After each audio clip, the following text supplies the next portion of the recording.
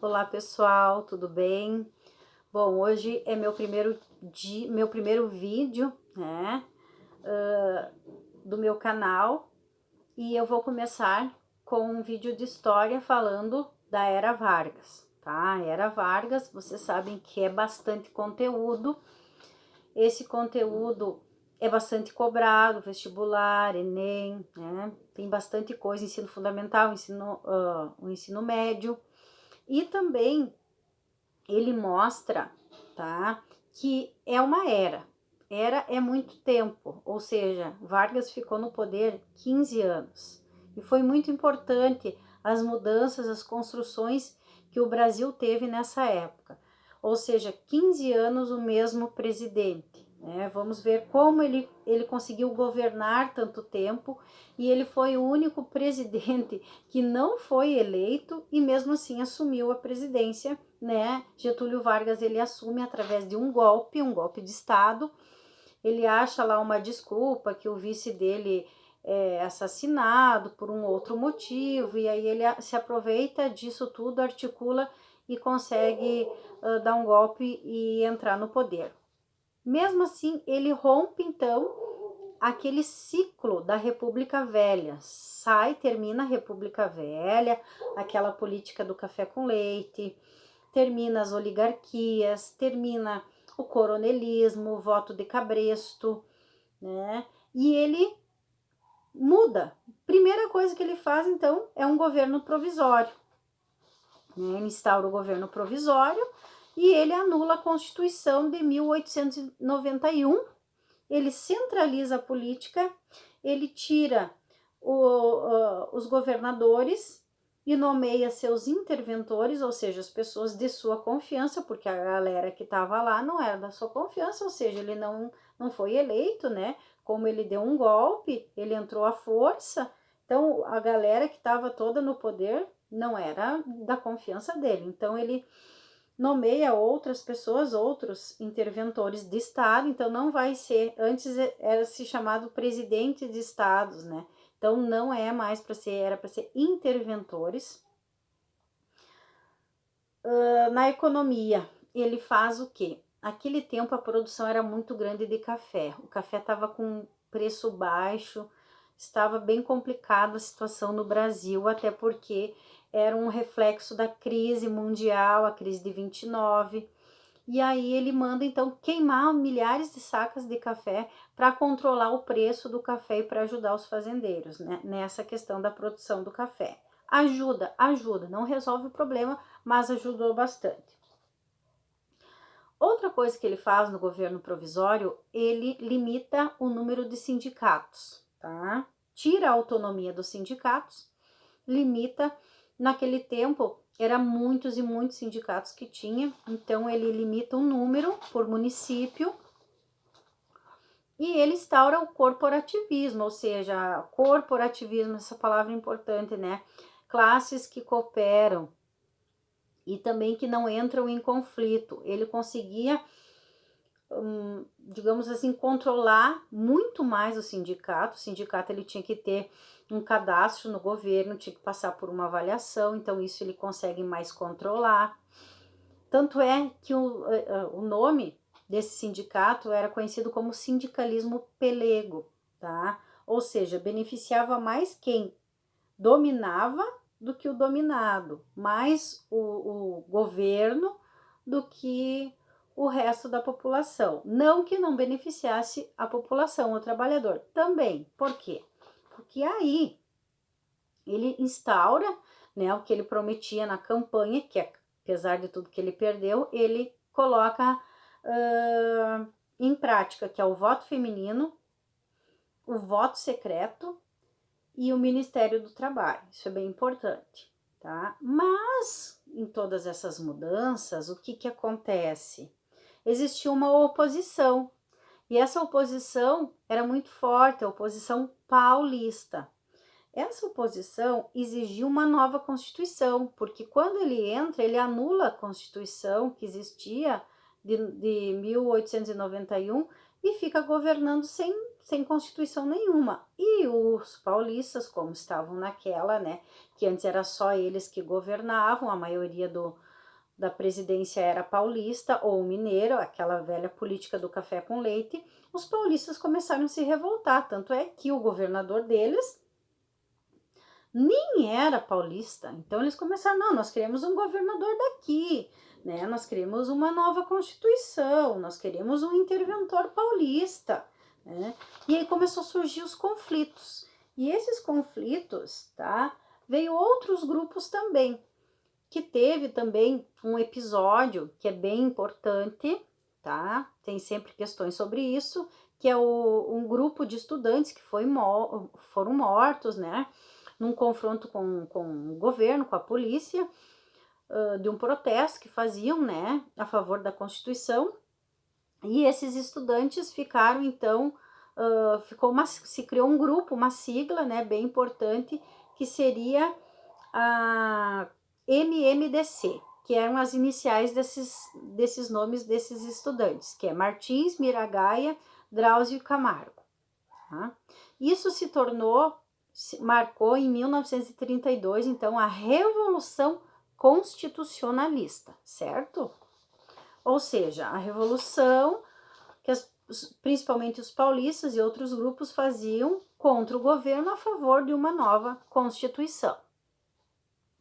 Depois disso tudo, Getúlio chama então os líderes, né, para fazer uma elaboração, faz uma assembleia para elaborar uma nova Constituição, porque daí ele pensa assim, não, vai dar problema para mim, não adianta, eu vou ter que fazer uma nova Constituição. E no meio dessa nova Constituição, desses deputados lá na Assembleia, tem uma mulher chamada Carlota Pereira de Queiroz, que seria a primeira deputada no Brasil, tá? E ela participou, então, da Constituição de 1934, tá? E o Brasil passa a ser, então, uma república constitucionalista federalista. E nessa Constituição foi colocado, então, muitas coisas importantes, tá? Muitas coisas importantes para a nossa sociedade até hoje, que é o voto secreto, antes não era voto aberto, então voto secreto, o voto feminino, né? Aí lembra da Carlota Pereira de Queiroz, daí voto feminino, tinha uma deputada mulher lá. Justiça eleitoral, né? Uma justiça que controla as eleições, tudo mais, o ensino primário gratuito, a criação da justiça do trabalho e os direitos trabalhistas. Tais direitos como os direitos trabalhistas, férias remuneradas, né? Seguro, aquele seguro de trabalho, 8 horas semanais, jornada de trabalho de 8 horas semanais, descanso semanal, então todos esses direitos, carteira assinada, todos esses direitos eram a partir dessa Constituição de 1934, certo? E aí começa então o governo constitucional, tá? Ou seja, o governo com uma Constituição, 1934. Nesse governo aparecem dois grupos políticos rivais. Quem são eles? A e B, que é a Ação Integralista Brasileira. O seu lema era Deus, Pátria e Família, de uma inspiração fascista, né, inspirado por Benito Mussolini, e o grande líder dessa AIB é o escritor Plínio Salgado. E o outro grupo, a ANL, Aliança Nacional Libertadora, o grande líder era o Luiz Carlos Prestes, e o Luiz Carlos Prestes de cunho, então, comunista, tá? Então, eram dois grupos políticos rivais, contrários. Por quê? A A e B, como tinha uma inspiração fascista, eles defendiam o partido único, eles defendiam a censura, né? E a ANL, a Aliança Nacional Libertadora, defendia a reforma agrária, um governo popular, o nacionalismo das indústrias estrangeiras e também a negação, né, da dívida externa, tá? Não pagar a dívida externa do Brasil. E aí, com todo esse conflito, com esses grupos rivais, agora tem uma Constituição, tá? Teve até uma intentona comunista, ou seja, tentaram alguns sargentos do exército e alguns soldados comunistas fizeram um protesto lá, promovem um levante armado contra o governo de Vargas, mas acaba esse movimento acaba sendo sufocado. Participaram pessoas de Natal, Recife, Rio de Janeiro, e acaba que foi sufocado, porque foi uma coisa assim meio que sem muito planejamento, digamos assim. Por isso o nome Intentona Comunista, ou seja, uma ação meia doida, meia sem, sabe, sem sentido. E aí não deu em nada. Então, neste período, tá? Depois disso, tem uma parte que é bem importante, tá? Desses conflitos, da intentona comunista, não deu certo, tem que lembrar, o líder, né, que foi promovido então pela ANL, que o líder era o Luiz Carlos Prestes. Então isso foi essa intentona comunista foi uma tentativa de implantar o comunismo aqui no Brasil, né, através desse partido. Tem também, aí a partir disso, o que acontece? As eleições estavam marcadas para 1938, mas Getúlio Vargas, eu não sei o porquê, quando chegava perto das eleições, ele começava a arrumar uma desculpa e não fazer as eleições. E aí ele decreta, ele tem o plano Cohen, que na verdade foi um plano que era falso, que era uma, digamos assim, para a linguagem hoje, uma trollagem de Getúlio, né, que não era nada aquilo, mas ele começou a colocar medo na população, tá? Que dizia que os comunistas, as pessoas iam lá, iam provocar greves, incêndios em igrejas, em estabelecimentos, ia assassinar o presidente, ia ter muitas mortes, e as pessoas começaram a ficar com medo.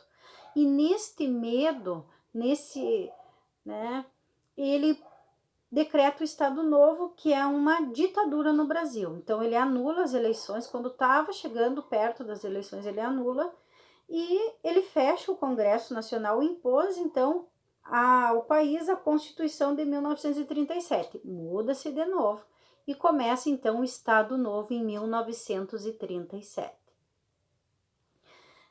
E aí, o que ele faz? Ele decreta a extinção de todos os partidos políticos, tá?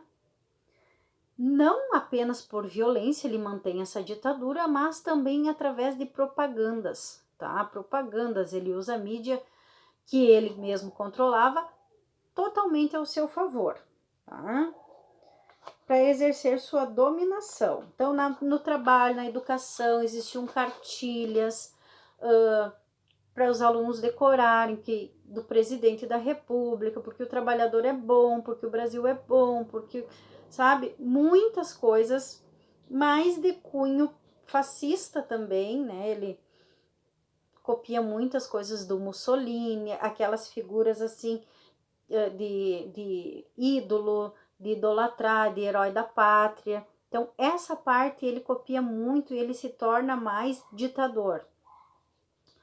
E aí ele também puxa o gancho do trabalhismo, tá? O trabalhismo muito forte, vocês vão ver nas imagens, que no dia 1º de maio, que foi o dia da consolidação das leis trabalhistas, ele faz então uma comemoração, e esse encontro é um encontro cívico importantíssimo. As pessoas, né, era feriado, é até hoje, mas era uma festa que tinha assim, ó, muita importância, tá? Ele começava então com aquele discurso, né? Trabalhadores do Brasil. E aí se cultuava a sua foto e tudo mais, né? O dia 1º de maio, dia da consolidação das leis trabalhistas. Então, tudo isso ele pega para o seu favor as mudanças que ele fez, os direitos dos trabalhadores, e ele começa a trabalhar, né, como sendo o pai dos pobres, nesse aspecto. E aí ele cria também o DIP, tá? Que é o que? É o Departamento de Imprensa e Propaganda, e o DIP foi um órgão responsável, assim, por todas as propagandas e informações positivas do Getúlio Vargas, tá?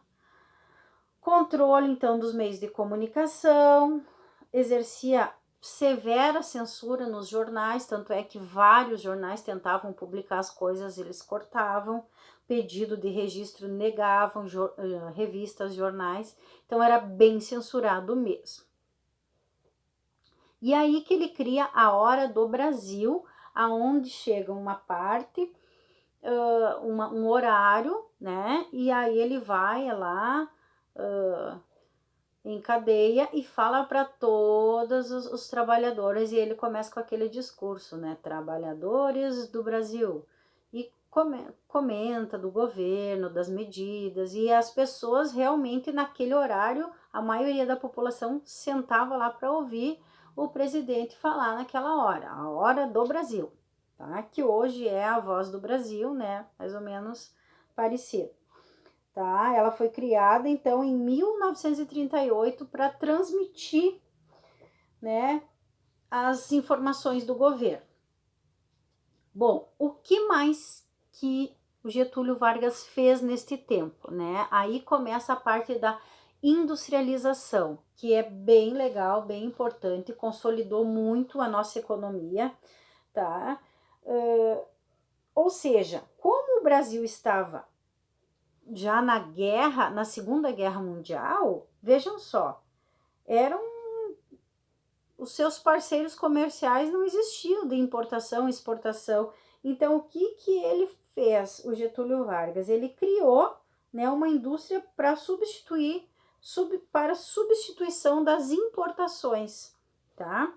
E aí ele cria o Conselho Nacional do Petróleo, em 1938, a Companhia Siderúrgica Nacional, a CSN, em 1941, iniciando então naquele mesmo ano a usina de Volta Redonda, no Rio de Janeiro, a extração de minérios da Companhia do Vale do Rio Doce, a extração, né, e a geração de energia, Companhia Hidrelétrica de São Francisco. Então ele consolidou muito, né, toda essa parte, né, a criação da Petrobras e tudo mais. Bom, o governo também, ele sai em defesa da agricultura, do preço do café, toda aquela coisa que eu falei no início ali, que ele queima sacas de café, então ele deu uma injetada na economia em várias partes, mas pesa mais a industrialização, tá? Outra coisa que tem parte também, que se cria uma ideia de que o fim do Estado Novo está chegando, né? A participação brasileira na Segunda Guerra Mundial contribui para o aumento das críticas do governo também, porque daí ele está muito ditador, né? As coisas começam, tudo tem um começo, um meio e um fim. E o governo de Vargas estava meio que chegando já ao fim, estava no limite. Percebendo que a oposição ao seu governo se fortalecia, né, Vargas decide, então, ele próprio apoiar o processo de democratização, porque as pessoas queriam uma democracia, né? Em 1945, ele anistiou, então, os presos políticos condenados e marca as eleições presidenciais, aonde ele apoia, então, o governo do general Eurico Gaspar Dutra. Ao mesmo tempo, ele também apoia o queremismo, né? Ou seja, as pessoas, né, tinha um movimento lá que ele também, né, apoiava e dava, né, um up, que seria o queremismo, queremos Getúlio, tá? tá? Ele volta para o poder e as pessoas gritavam, queremos Getúlio, isso aí ele induziu também que, né, esse movimento. Então, ele cria também 2 partidos, tá? O PSD e o PTB, tá? Um de cunho mais conservador, um de cunho mais popular, tá? E esses partidos, então, que ele cria, tá? Ele dá assistência para os dois e acaba ganhando, então, o Eurico Gaspar Dutra, né? E assustados também com as oposições militares, civis, uniram-se para derrubar o Getúlio Vargas, né? E o governo de Getúlio Vargas chega ao fim em 1945, tá? Por quê? Porque há também foi um movimento que forçaram Getúlio Vargas a renunciar, né? Então, como ele entrou à força, no final ele acaba saindo à força também com essa renúncia, tá? Porque o Estado Novo chega ao fim, mas depois Getúlio Vargas volta de novo e o candidato Eurico Gaspar Dutra era o que o Getúlio apoiava, acaba vencendo as eleições novamente e depois em 1954, 1950, Getúlio volta para o governo de novo. Então ele vai, mas ele volta, tá? Mas a era Vargas em 1945, então, chega ao fim, tá? Nessas questões de história que é tão cobrada no vestibular. Um grande abraço.